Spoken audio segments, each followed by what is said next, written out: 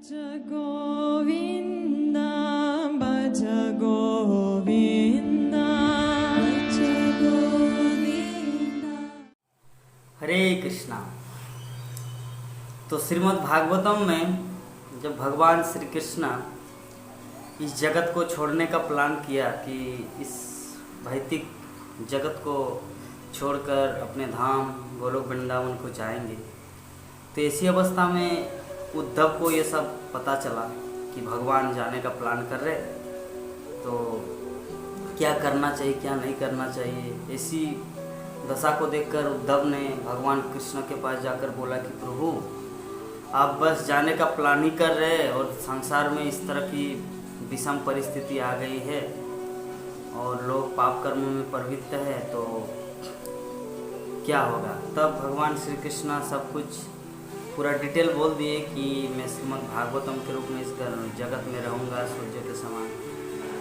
तो उद्धव को जो संदेश दिया भगवान श्री कृष्ण ने, उद्धव को जो ज्ञान दिया, तो उनमें से श्रीमद् भागवतम के 11 स्कंद 7वें अध्याय में जो भगवान कृष्ण उद्धव को निर्देश दे रहे, आदेश दे रहे, उनमें से एक श्लोक है जो अंतिम श्लोक, जिसमें भगवान श्री कृष्ण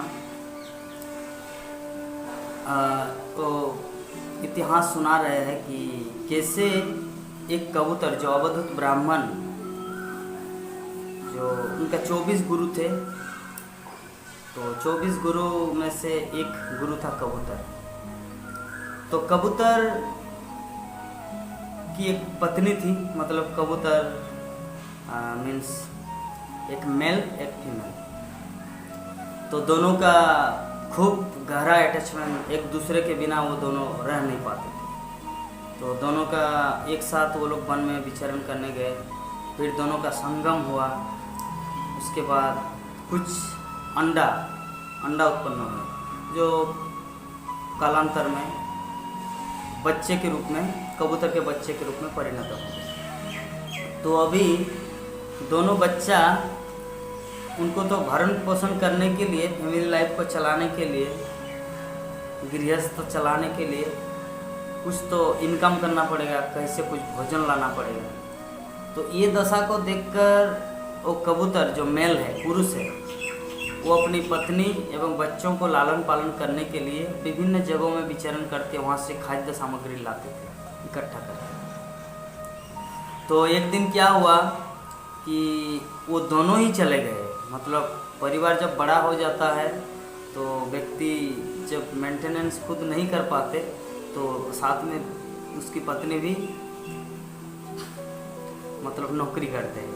तो इसी दशा में ये सब घटना वर्णन है श्रीमद् भागवतम के 11 स्कंद 7वें अध्याय में वर्णन है पूरा। उसमें 24 गुरु का जो वर्णन, उनमें से एक गुरु है कबूतर। तो कबूतर की लाइफ हिस्ट्री का वर्णन किया जा रहा है।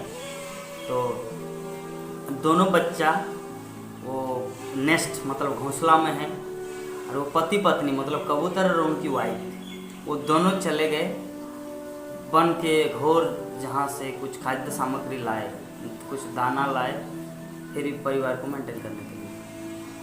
तो वो दोनों उड़ के इतने दूर चले गए, तो वहाँ से कुछ खाद्य सामग्री वो लोग बटोरा और फिर आने ही वाले थे। और सेम टाइम में इधर कुछ शिकारी उस वन में शिकार करने के लिए आए, तो देखा कि एक घोंसला में 2 छोटे छोटे बच्चे। तो शिकारी क्या किया, अपना जाल बिछाया और जाल के माध्यम वो दोनों बच्चे को पकड़ लिया। और जैसे ही पकड़े तो वो बच्चे तो कुछ कर नहीं सकता, उनका कुछ दिमाग बुद्धि व कुछ उनका ज्ञान विकसित नहीं है कि क्या करना चाहिए, कैसे उड़ना चाहिए, कैसे क्या करना है। तो सेम टाइम में उसकी माँ पहले आई। एक्चुअली ऐसा नहीं कि उनकी माँ और पिता मतलब कबूतर और उनकी वाइफ दोनों एक साथ गए, लेकिन ये दूसरे दिशा में खाद्य सामग्री को ढूंढने के लिए, ये दूसरी दिशा में।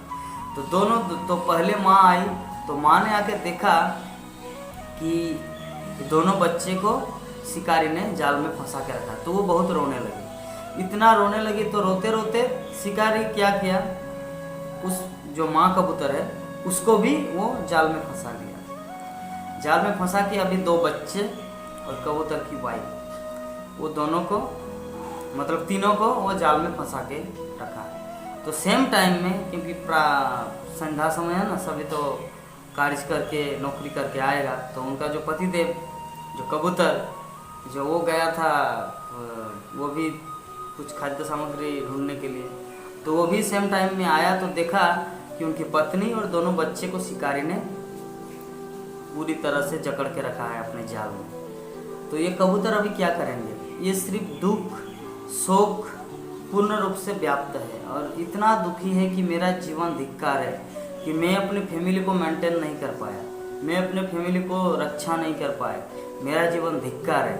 तो ऐसे करके वो तीनों को 2 बच्चे और उनकी पत्नी को लेकर शिकारी चल गया। कबूतर के भाव क्या है वो शिकारी थोड़ी जानेगा, ये तो स्टोरी बता रहे हैं आपका अवधूत ब्राह्मण, तो श्रीमद् भागवतम में वर्णन है। तो अंत में क्या हुआ, वो तीनों तो मर गए, अपने लोक को चले गए जहाँ पर जाना था। तो ये अभी पश्चाताप कर रहे कि मेरा जीवन भी व्यर्थ है, बेकार मेरा जीवन है, क्या जरूरत था ऐसे लाइफ का। ऐसे करते करते वो पश्चाताप करने लगे। तो लास्ट में कंक्लूजन यहाँ पर सुखदेव गोस्वामी परीक्षित महाराज को सुना रहे हैं कि जब प्राप्त मानुषम लोकम, इस संसार में जिसको मनुष्य शरीर प्राप्त हुआ है, जब प्राप्त मानुषम लोकम मुक्ति द्वारम अपावृतम, ये मनुष्य शरीर प्राप्त करने का अर्थ है भगवान के धाम। भगवान के धाम जाने का मान लीजिए गेट है, ये भगवत धाम है, ये है भगवत धाम, ये है भौतिक जगत, material world and spiritual world. तो ये जो गेट है, ये गेट है ह्यूमन बॉडी, मनुष्य शरीर।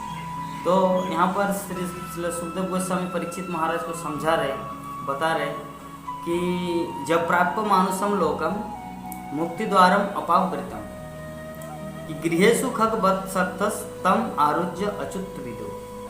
मतलब श्री सुखदेव गोस्वामी बोल रहे कि मनुष्य शरीर प्राप्त करने का अर्थ होता है मुक्ति को प्राप्त करना, क्योंकि मनुष्य शरीर मुक्ति का पथ है, मुक्ति का द्वार है।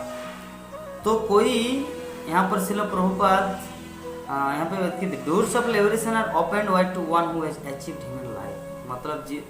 मतलब भक्त जिन्होंने भी मनुष्य शरीर को प्राप्त किया है, समझो कि मुक्ति का द्वार उनके लिए खुल गया।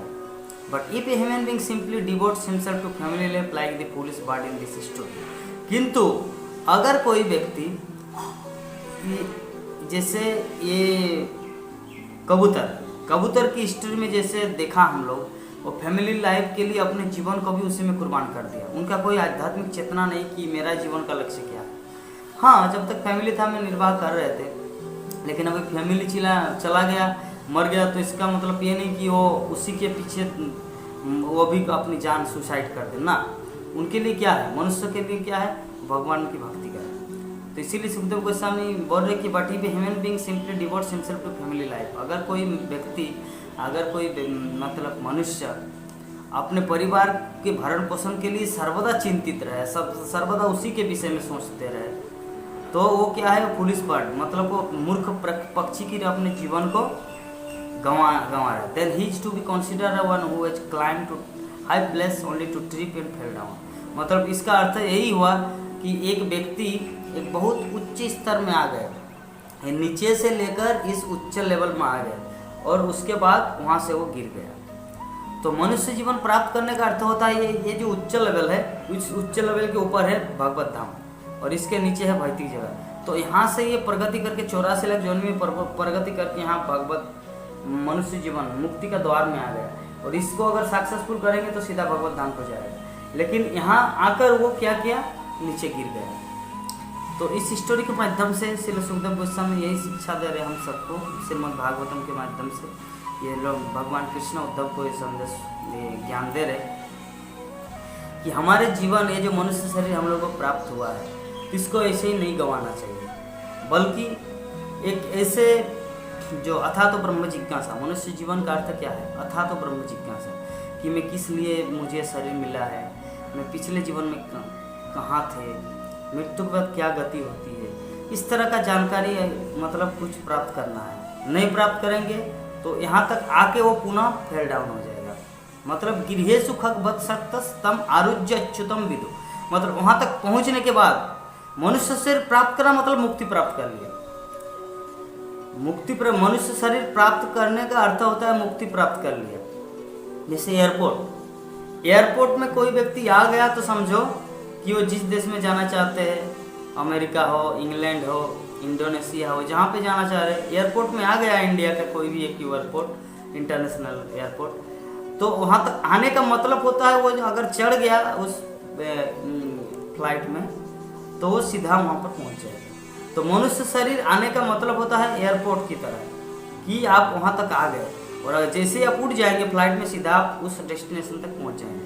तो मनुष्य शरीर प्राप्त करने का अर्थ मुक्ति को प्राप्त कर लिया। बस अब थोड़ा अगर भक्ति साधन कर लिया तो सीधा भगवत धाम को जाएंगे, जो हमारा अंतिम गति है। तो इसीलिए यहाँ पर वर्णन किया गया कि मूर्ख पशु की तरह, मूर्ख पक्षी, ये जो कबूतर की कहानी के माध्यम से हम लोग को जो शिक्षा मिला कि मूर्ख पक्षी की तरह हमारे जीवन को ऐसे ही नहीं गंवा देना चाहिए, बल्कि कुछ हायर कॉन्शियसनेस, किस लिए हमको मिला है ये शरीर, किस मानुषम दुर्लभम, प्रहलाद महाराज भी बोल रहे हैं। हाँ, ये कुछ चीज़ जो हमारे जीवन में हम लोग को सोचना है, अपने बुद्धि का उपयोग करना है कि जिस उद्देश्य के लिए मुझे यह मनुष्य शरीर मिला है उसको पूरा किया है।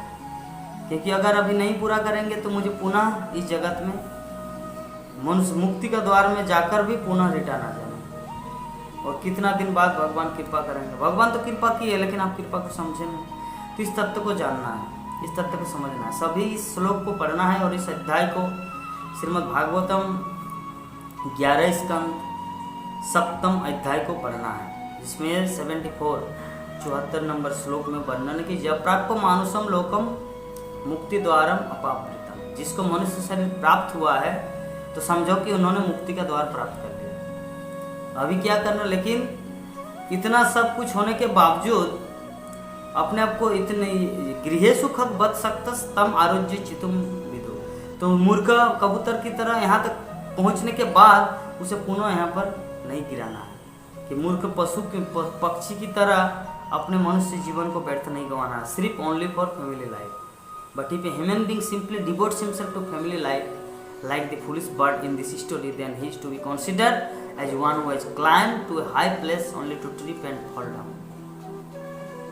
तो इस तत्व को जानना है, इस तत्व को समझना है कि हमारे जीवन का उद्देश्य क्या है। हमारे जीवन का उद्देश्य भगवान कृष्ण की भक्ति, क्योंकि भगवान कृष्ण की भक्ति करने के माध्यम से हम लोग भगवान के धाम गोलोक वृंदावन मुक्ति के ऊपर भगवत धाम को प्राप्त करेंगे। अन्यथा कोई भी साधन नहीं है उस तत्व को प्राप्त करने का। तो इसीलिए मनुष्य जीवन हम लोग को मिला है। हम लोग हरे कृष्णा कृष्ण कृष्ण हरे हरे, हरे राम राम राम हरे हरे, इस महामंत्र का जप करेंगे, श्रीमद् भागवत गीता श्रीमद् भागवतम का अध्ययन करेंगे, तभी हमारी आँख खुलेंगी। अभी तो हमारा आँख बंद है। शास्त्र के बिना हमारे आँख अंधा जैसा है, अंधा व्यक्ति जैसा। शास्त्र ही हम लोग को ज्ञान वो मार्ग दिखा सकते कि क्या करना चाहिए, क्या करने के लिए आए हैं और क्या होगा। इसीलिए श्रीमद् भागवतम का अध्ययन करना है, श्रीमद् भागवत की कथा को सुनना है, श्रीमद् भागवत गीता को पढ़ना है। तो ये सब करने के प्रोसेस से, इस सब करने के माध्यम से ही हम लोग वास्तविक हमारे जीवन का उद्देश्य जो है उसको प्राप्त कर पाएंगे। हरे कृष्णा कृष्ण कृष्ण हरे हरे, हरे राम राम राम हरे हरे। जय जगत गुरु श्रील प्रभुपाद की जय।